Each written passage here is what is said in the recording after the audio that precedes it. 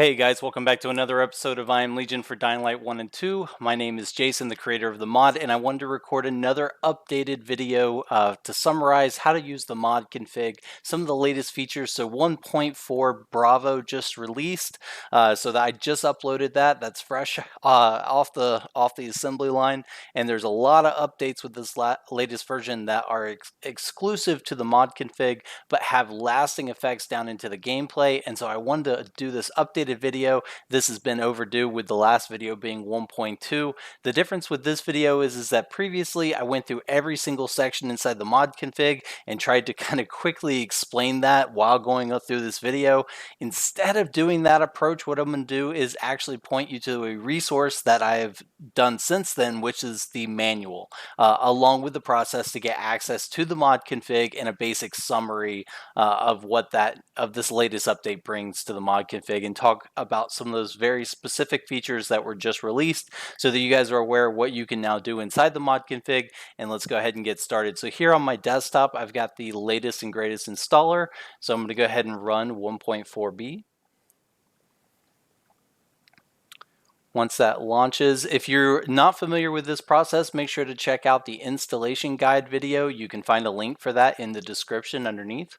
So let's go ahead and hit next. I'm going to go ahead and install the Ultimate Survivor version of the mod and hit next. It's going to let us know that previously I installed a different version of the mod. So it's just letting me know, like, you're changing your difficulty. That's fine. You can just hit continue. We'll go ahead and run install. And what that's going to do, same if you've watched that other video for the installation guide, it's going to give us those 3 shortcuts on the desktop. And let me show you why that's super useful for the mod config. You can just double click this path, the install path here. That'll open up a folder where we can go immediately into the PH folder, into source. And then this is where our mod is located and installed. So to get inside the actual mod, so I've reached out to Techland, and I've also continued the research of looking into how to bring these settings into the game itself. So I still want to create that in-game menu, so you're not having to set these inside this file. But for now, this is a good way to clean up, make sure everything's organized and ready to go when I do finally have that interface figured out. So what you're going to need to go into to set up the mod config is this data2.pack. This is the main mod source for I Am Legion. So let's go ahead and open that up. If you do not have an archiver tool, you can use WinRare, you can use 7-zip, you can use WinZip, whatever works. What you'll need to do is right-click that pack file and say open with, and then you'll need to set that association with the archiver tool. Once you do that, you should be able to then just double click and open that archiver tool from then on out. And you can see here when we open it, we have 2 files that are different from previous iterations, which is we now have, we've always had the I Am Legion settings MTH in there, but now you'll have this I Am Legion spawn IDs. And so what I'm going to do is go ahead and extract these 2 files, and we're going to go ahead and do this on the desktop. So I just drag them out of the archive. You can also go up here to the top and say extract to. You can put these files wherever. I would not recommend editing these files from within the archive, because that's going to try to save into the temporary settings into your temp folder, and sometimes settings can get lost. So I would recommend extracting everything out. And then at the end of this, I'll show you how to pull those files back inside the archive. So let's go ahead and first we'll look at the spawn IDs. So inside this list, I've gone through and listed out every available enemy inside the game. So this includes all of the vanilla enemies and then enemies that I've added through the mod. So as you're going through, if it just says infected or biters, those are the ones that are standard to the game, and those include ones that you can find in quests. It's pretty much, there's a lot of hidden ones that you usually don't even see in the game, and so there are certain ones in here that if you start to use my new spawn system, you can actually start to see some of the new enemies, and so have fun with that fact. And then for the different ones that say I Am Legion Reborn, those are the ones that are going to be specific to the mod itself that I'm injecting into the game. So let's go ahead and switch over to the mod config, and I'll show you where you can use this information. So we'll just go ahead and kind of shift this over to the corner, and let's go ahead and open the settings. and let's see, that worked. So you should see at the top of the file immediately the difficulty that is set. So whatever you've installed, you should see that difficulty listed at the top. Now you have a massive section that breaks down every single feature that the mod config actually establishes for the mod and into the game. And what you can do is so I was originally trying to say, hey, how can I take and get all of this information in the mod config? Ended up getting very bloated. And so what I've done is the idea here is that you can, I wish I could create shortcuts in here, but because this is an actual injectable, it's essentially an INI file or a config file that you see in other games. Because of that, it's got data in here, so I can't turn this into a Word document or anything else classy. So what I've done is set this up to where you can go through this list, and if you see something that you want to jump to, you can select that and then hit copy or find, and actually then just go search to that location, and it should take you to that exact location in the config file, so you're not having to scroll down through the list. And so that's kind of the use for the top here. There's a lot of systems listed out here. I've actually just added about 7 new systems to the mod config, so there's a lot of content to go through here. To help with some of this, again, that last video was like 40 minutes long, maybe longer, because I was trying to go through every single one. What I want to try to do is create a more public resource, so you're not stuck here listening to me drone on for 40 minutes. Instead, that's where the README or the manual comes in for the mod. So let's switch over now to the actual manual, and you'll be able to find this through the info channel on the Discord. You can find this on the main page of the actual Nexus page. So if we go over to the Nexus page, you'll be able to see this right here, big and bold. And so it's pretty easy to find, but people still ask, but it's there. So next, you're going to need to just go down to the mod config section. There are quite a few sections here. If you haven't checked out the mod config previously, I would highly recommend doing so.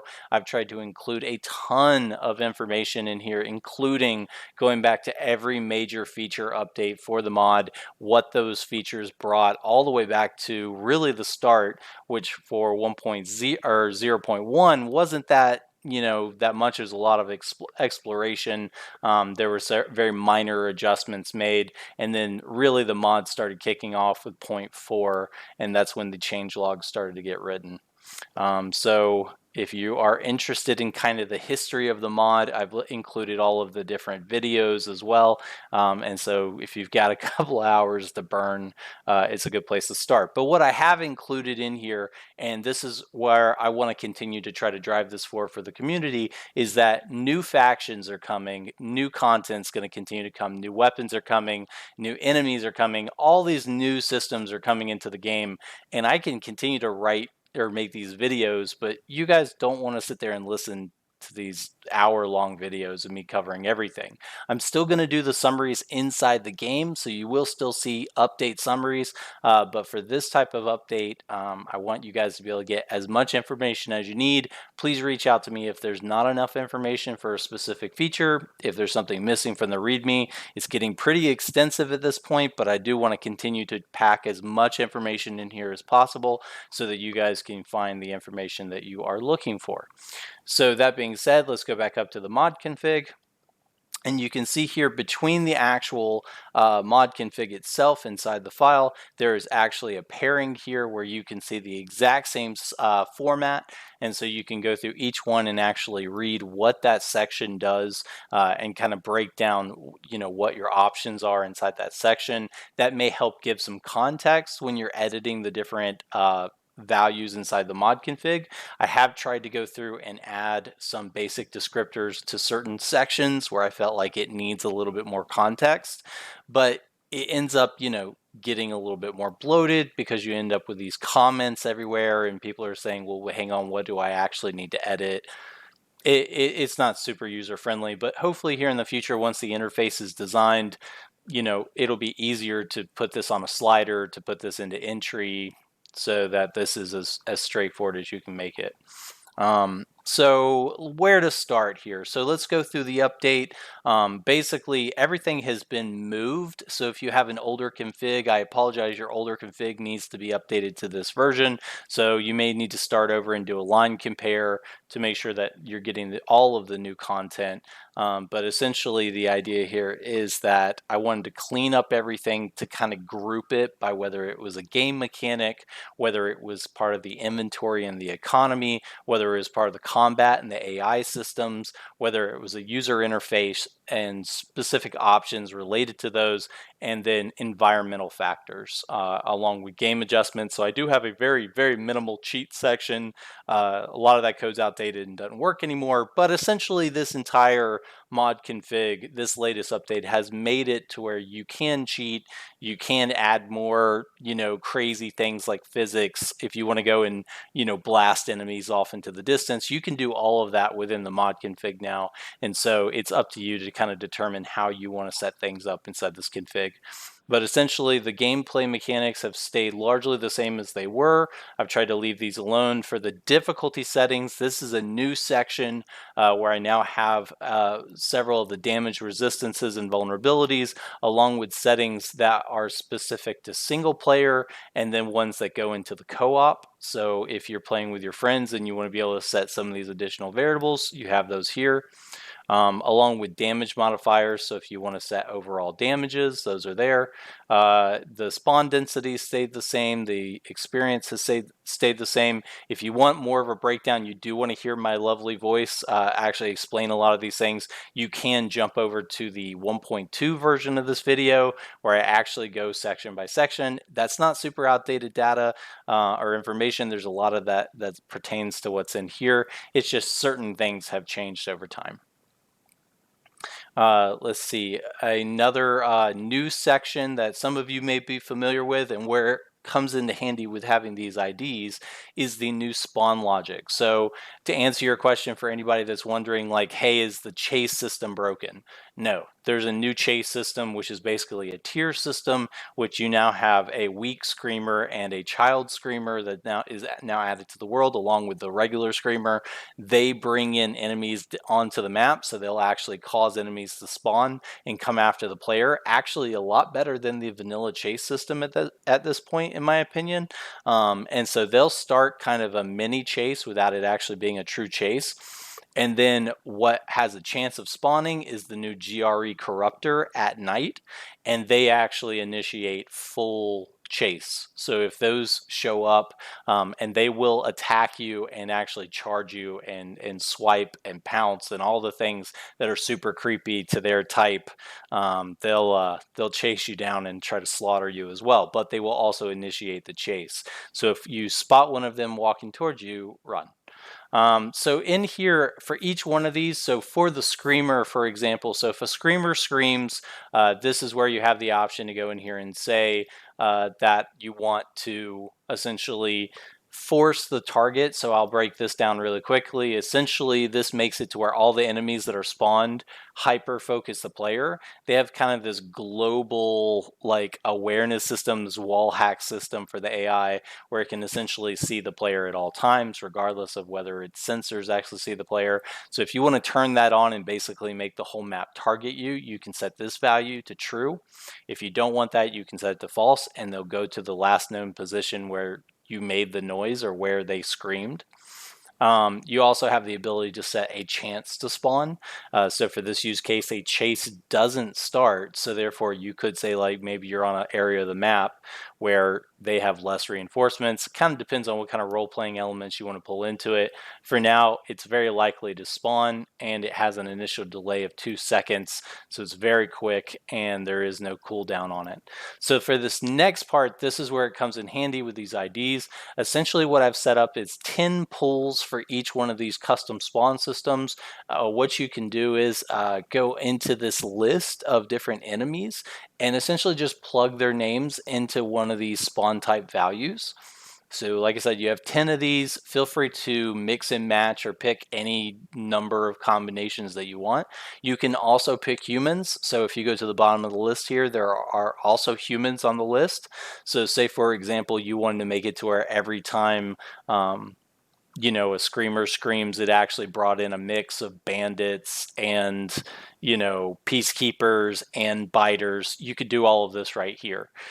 Please let me know how you guys feel about the 10 slots. It's not that complicated to add more slots, but for now it's only set to 10.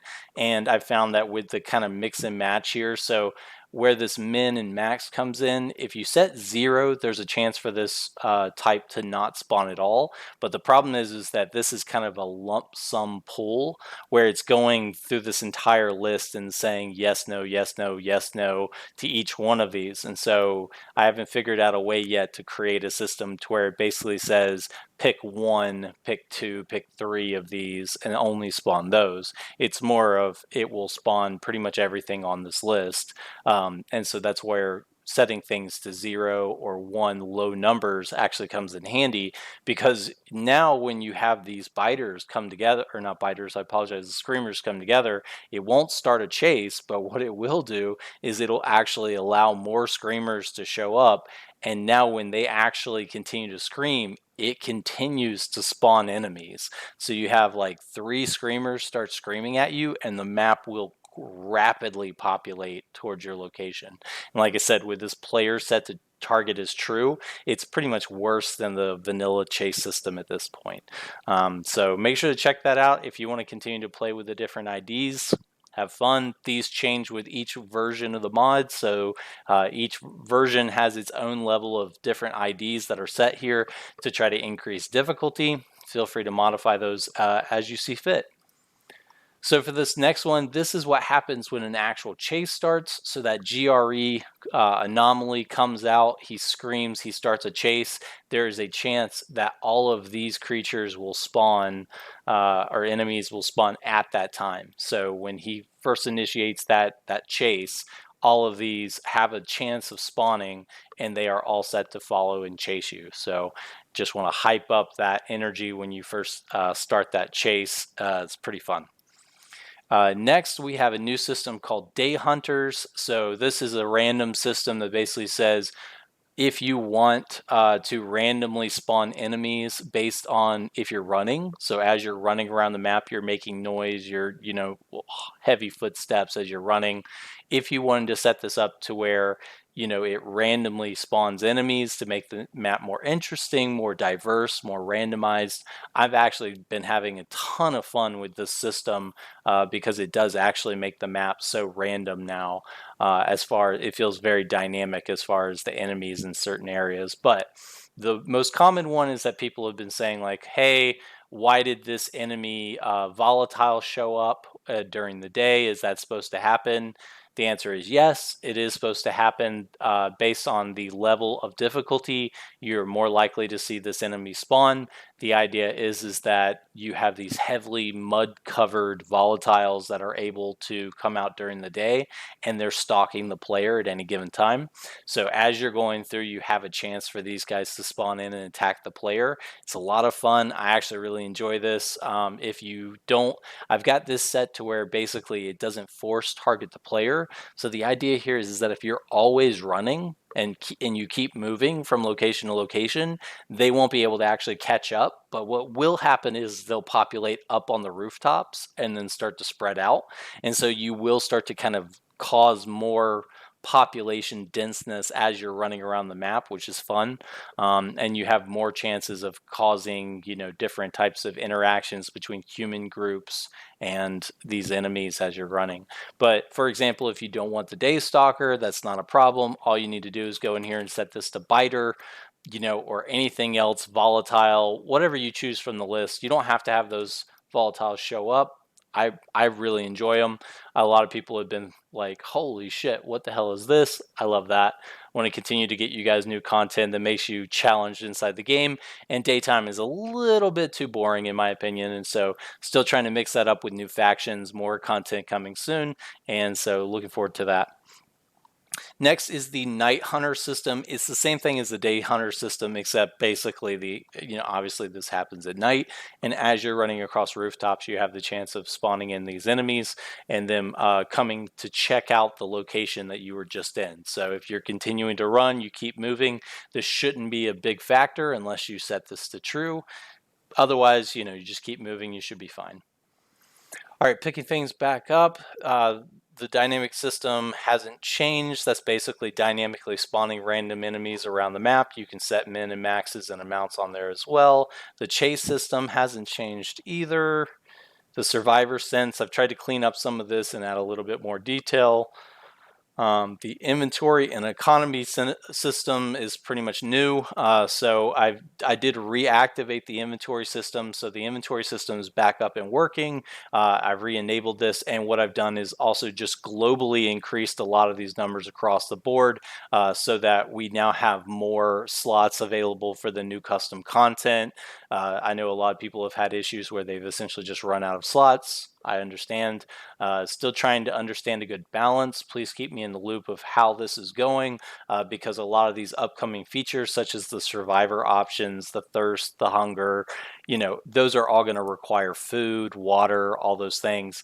And in order to get those into the game, I'm going to need to use the slot systems for now. So please keep me posted on how you feel about the inventory and continuing to be able to enable and disable those systems, which is coming here in a second.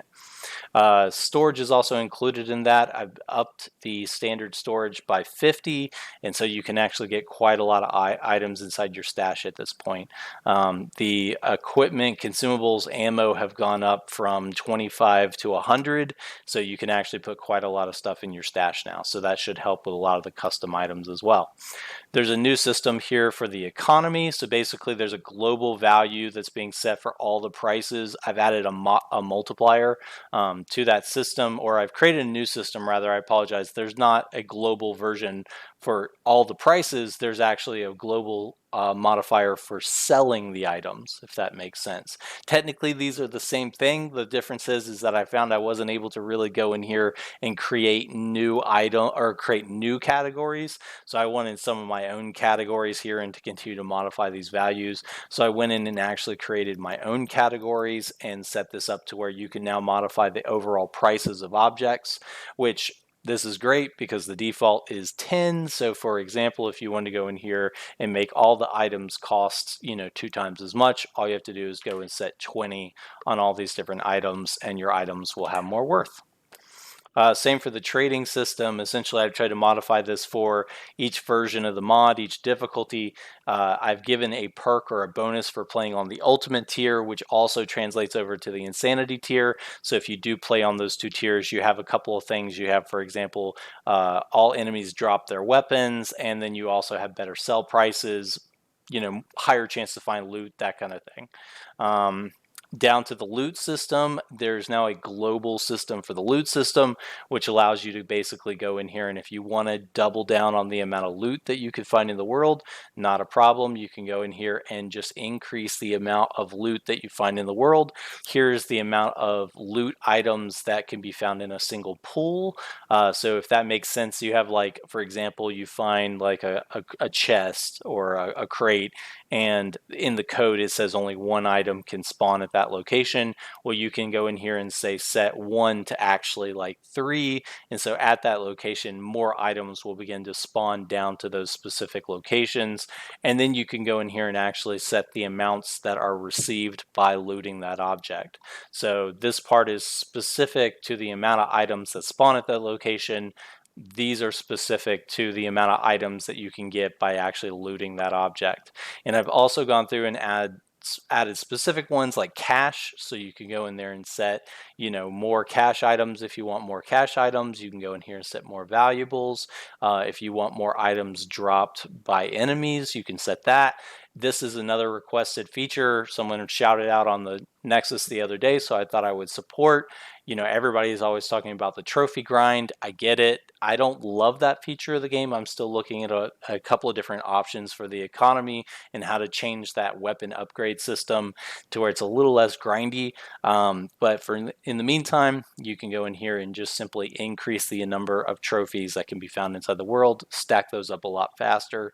For the mod item drops, so for this next section, this is going to be entirely specific to the content that's brought in by the mod. A lot of people have asked, well, hey, how do I turn off things like the custom loot, the armors, that kind of thing? Well, I took the time to figure out a clever way to come up with a solution.